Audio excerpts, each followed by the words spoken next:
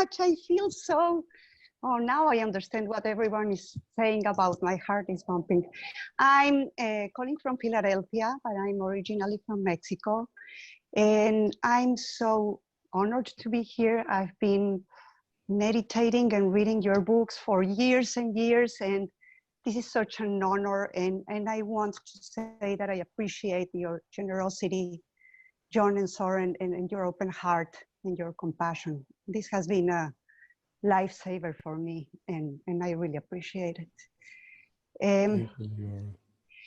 I had a very clear question for the last couple of weeks, but since last week that everything has started to opening up, or not, but people are starting to opening up anyway, I've been having another question. So it's highly related what you're saying, Jon, about wearing masks or being aware of where we are. And I'm struggling with my own reactions about people that are outside. I've seen in Philadelphia streets, people working out, running without masks. And it's not about I'm afraid of,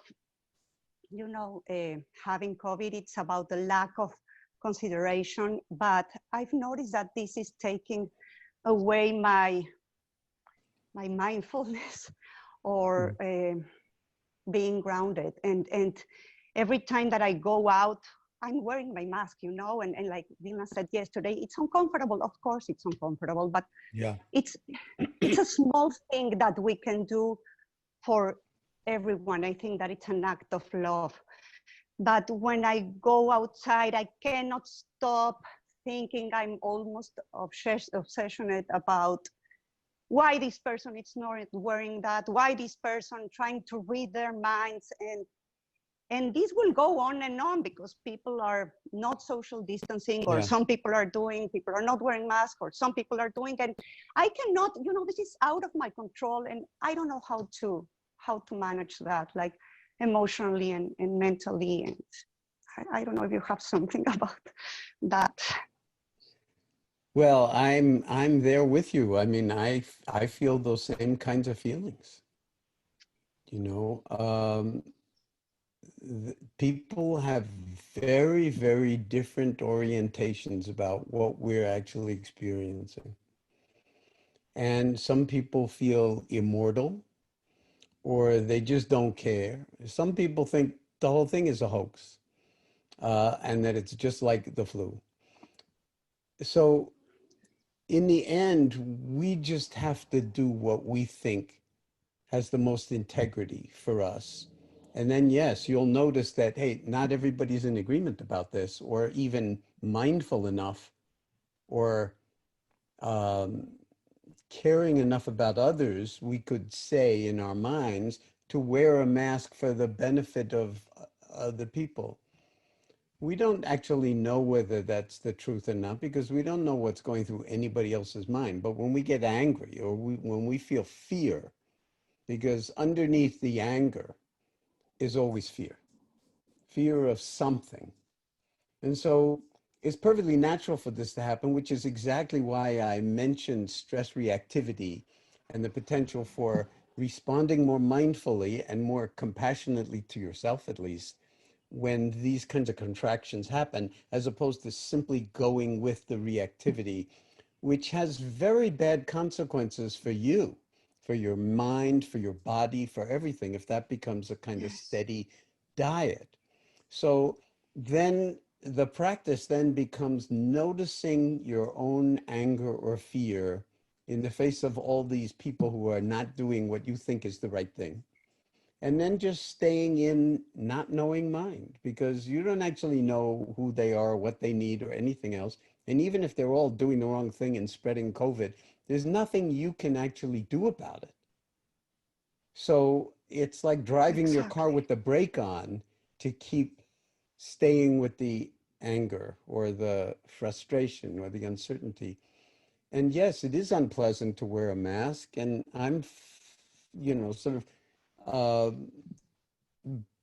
But I think that, you know, for myself, I'll just say I'm erring on the side of being cautious and conservative, because, you know, the stakes are very, very high. And a lot of people don't, they think they're immortal until then they discover that they're not immortal. Yes. And those of us who know that we're not immortal, we really need to, in some sense, take care of our own well-being, care for everybody else, but not mind other people's business. That's a major mindfulness practice in this particular era. But I think the benefits long-term to both yourself and your community and your friends and everything else are very high. And you can talk about this with other people. In fact, I think you should talk about it with your community to whatever degree you feel comfortable with it, so that at least the people in your closest circle may at least know how you're feeling about it. Yes. Does that make any sense to you? But don't make your thoughts and Yes, yes, emotions and it makes reactions about sense, you this know, the I enemy. think. Like it's taking away my mindfulness. You said it's taking away my mindfulness. Yes, Nonsense.